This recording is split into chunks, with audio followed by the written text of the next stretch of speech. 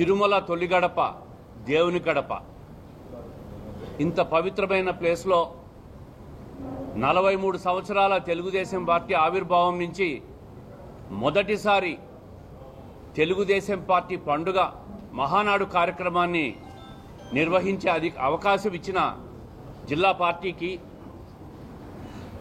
అవకాశం ఇచ్చిన జాతీయ అధ్యక్షులు చంద్రబాబు నాయుడు గారికి, అదేవిధంగా పార్టీ ప్రధాన కార్యదర్శి నారా లోకేష్ గారికి, రాష్ట్ర పార్టీ అధ్యక్షులు శ్రీనివాసరావు గారికి ముఖ్యంగా ముందు ధన్యవాదాలు తెలుపుతా ఉన్నాం.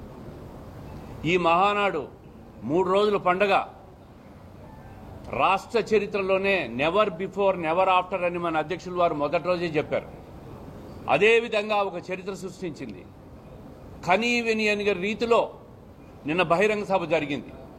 నేను ఒక విషయం చెప్తా ఉండా, కడప జిల్లాలో నాకు ఊహ తెలిసిన తర్వాత ఇంత పెద్ద బహిరంగ సభను నాకు ఊహ తెలిసిన తర్వాత ఏ రాజకీయ పార్టీ కూడా నిర్వహించలేదనేది వాస్తవం అనే విషయాన్ని మీకు అందరికీ తెలియజేస్తా ఉండా. ఇంత అద్భుతమైన కార్యక్రమానికి సహకరించిన మిగతా రాష్ట్ర వ్యాప్తంగా ఉన్న మిగతా జిల్లాలో ఉన్న ఎమ్మెల్యేలు, రాష్ట్ర మంత్రివర్గం, అదేవిధంగా పార్టీ జాతీయ కార్యవర్గం, రాష్ట్ర కార్యవర్గం ఈ కమిటీలో ఉండి ఈ కార్యక్రమాన్ని నిర్వహించేదానికి బాధ్యతలు తీసుకున్న అన్ని కమిటీల్లో ఉన్న పెద్దలు, అదేవిధంగా తెలుగు జాతి, తెలుగుదేశం పార్టీ కుటుంబ సభ్యులు రాష్ట్ర వ్యాప్తంగా వచ్చిన వాళ్ళందరికీ కూడా కడప జిల్లా ఆతిథ్యం ఇచ్చే విధంగా అవకాశం రావడం ఒక పెద్ద అదృష్టంగా భావిస్తూ ఉన్నాం. నిన్న జరిగిన బహిరంగ సభలో ముఖ్యమంత్రి గారు రాయలసీమను సెంట్రిక్గా, రాయలసీమ బ్రాండ్ ఇమేజ్ పెంచే విధంగా, అన్నిటికంటే ముఖ్యంగా ముఖ్యమంత్రి గారు అదేవిధంగా లోకేష్ గారు కడప బ్రాండ్ ఇమేజ్ పెంచే విధంగా ప్రకటించిన అభివృద్ధి కార్యక్రమాలు, అన్నిటికంటే మించి స్టీల్ ఫ్యాక్టరీ 10 రోజుల్లో ప్రారంభమవుతుందని చెప్పిన ప్రకటన మేమంతా కూడా హర్షం వ్యక్తం చేస్తూ ఉన్నాం. ఖచ్చితంగా గత 15-20 సంవత్సరాలుగా స్టీల్ ఫ్యాక్టరీ గురించి వింటూనే ఉన్నాం, టెంకాయలు కొడుతూనే ఉన్నారు. 50 సంవత్సరాలుగా ఓట్లేసి గెలిపించుకున్న వైఎస్ కుటుంబం మరి ఎన్నిసార్లు టెంకాయలు కొట్టారు, ఎన్నిసార్లు ప్రారంభోత్సవాలు చేశారు చూశారు. ఈసారి టెంకాయలు కొట్టేది ఉండదు, డైరెక్ట్గా పనులు ప్రారంభమవుతాయని చెప్పి ముఖ్యమంత్రి గారు చేసిన ప్రకటన, అది కూడా 12వ తారీఖు లోపలే మొదలవుతాయని ప్రకటన కూడా చాలా శుభపరిణామం కడప జిల్లాకు.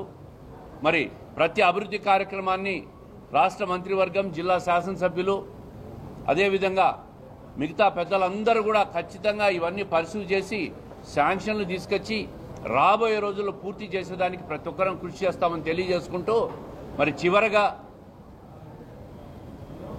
కడప శాసనసభ్యులు మాధవి గారు, చైతన్యరెడ్డి గారు, వరదరారెడ్డి గారు, సుధాకర్ యాదవ్ గారు, అదేవిధంగా రితేష్ రెడ్డి గారు, భూపేష్ గారు, రవీంద్రనాథ్ రెడ్డి, ఎమ్మెల్సీ రామ్ గోపాల్ రెడ్డి, అదేవిధంగా కడప జిల్లాలో ఉన్న తెలుగుదేశం పార్టీ టోటల్ యూనిట్ ఈ బాధ్యత తీసుకొని సమిష్టి కృషిగా ఈ కార్యక్రమాన్ని సమర్థవంతంగా నిర్వహించినాం.